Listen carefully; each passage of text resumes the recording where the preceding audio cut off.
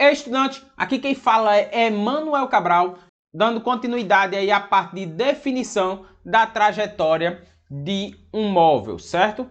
Indo então para a segunda parte, como eu falei, dividi essa parte aqui em três partes, certo? Diferente, para ficar um pouco mais curto, mais dinâmico essa aula. Vamos então agora para o quarto caso, certo? No exemplo anterior, só relembrando, nós citamos o caso 3, que seria, no caso, uma lâmpada caindo de uma cabine do vagão de forma vertical, certo? Com o trem parado. Agora, então, nós vamos imaginar situações para o vagão em movimento. A lâmpada se soltou do teto com o vagão em movimento. Vamos imaginar, então. Agora, analisando a situação para a lâmpada que se desloca do teto, que se solta do teto no vagão, para ele em movimento, para eu que estou analisando do lado de fora, a situação já muda daquele exemplo anterior. Por quê? Porque eu vou ver o percurso que essa lâmpada vai fazer em variação de espaço, certo? Por quê? O vagão ele está inicialmente no ponto 1, que está aqui, ó, ponto 1. Ele vai depois estar no ponto 2, ponto 3, ponto 4 e ponto 5. Se esse vagão ele estiver numa velocidade constante, certo?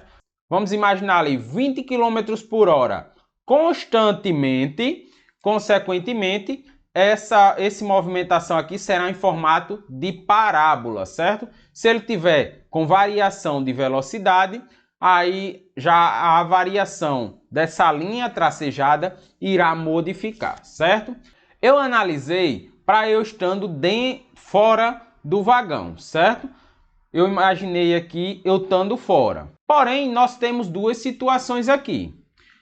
Em relação ao vagão, quem estiver dentro do vagão, desse vagão específico, que estiver olhando aquela lâmpada caindo, ele vai ver a lâmpada caindo ainda de forma vertical. Por quê? Porque ele está acompanhando o movimento da lâmpada, certo? Porém, em relação a Joe aqui, a minha pessoa ou a você que está fora do vagão, essa lâmpada, ela fará então esse movimento parabólico, certo? Ou curvilíneo. Então, basicamente, após sabermos esse movimento aí da lâmpada no vagão, vamos analisar agora uma situação um pouco mais complexa, certo? Vamos analisar então que temos alguns militares que estão em uma missão numa determinada região aí, que é muito difícil ter acesso a eles. Um exemplo, levar comida, levar suprimentos, levar remédios ou qualquer coisa do tipo. É muito difícil fazer esse tipo de entrega dessas coisas para ele. Então, por quê? Porque não tem pista de pouso, não tem local para embarcação parar, nem coisas do tipo. Não tem estrada, nem nada do gênero.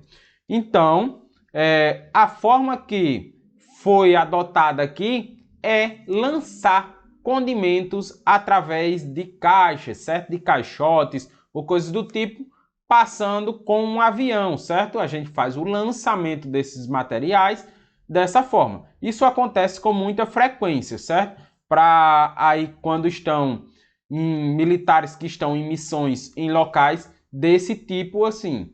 Acontece com uma certa frequência quando eles precisam de condimentos. É feito dessa forma o processo de envio, certo?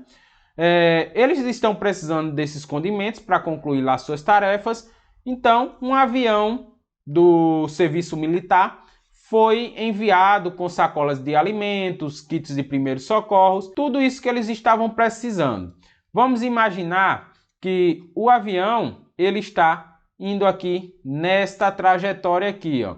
E a pessoa, no caso responsável por pegar esses condimentos, está aqui justamente.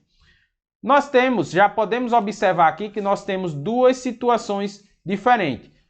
O avião, no caso, o observador que está em cima do avião e a pessoa que está embaixo, na terra, na superfície, para pegar esses condimentos. Como eu falei, que tudo depende muito do referencial, a maioria dos casos em questão sempre vai precisar ver o referencial ou o observador, saber onde eles estão e como ele está vendo aquela situação. Para essa situação específica, eu vou analisar o avião e, no caso, a pessoa que está precisando dos suprimentos. Em relação ao piloto do avião, o saco de condimentos ele vai cair de forma vertical, de forma retilínea. Por quê? Porque quando eu arremesso um corpo, se eu estou em movimento, consequentemente, esse corpo ele vai também acompanhar meu movimento. Por quê? Porque ele está na mesma velocidade que Joe aqui. No caso, o condimento, estava na mesma velocidade que o avião que eu estava pilotando estava também. Então, quando eu soltei, eu vou ficar observando aqueles condimentos cair. Para mim, ele vai cair, então, de forma vertical, certo? Porém, a outra situação é em relação à pessoa que está fixo no solo. Ele, no caso, vai ficar observando esta sacola vindo, esses condimentos para ele, de forma curvilínea, certo? Ele vai fazer isto daqui, ó. Cada vez que vai descendo, ele vai vendo em uma trajetória curvilínea, certo? Todo esse movimento. Então, basicamente, esse processo de definição de movimento, vocês já conseguiram observar que depende do referencial. Se seu referencial, no caso, ele está em uma determinada trajetória, se seu referencial, no caso, está em um ambiente, se estiver em outro, pode ser totalmente diferente a análise, certo? Basicamente, na aula de hoje ficamos por aqui e nos vemos então na conclusão, na próxima aula deste conteúdo então. Beleza?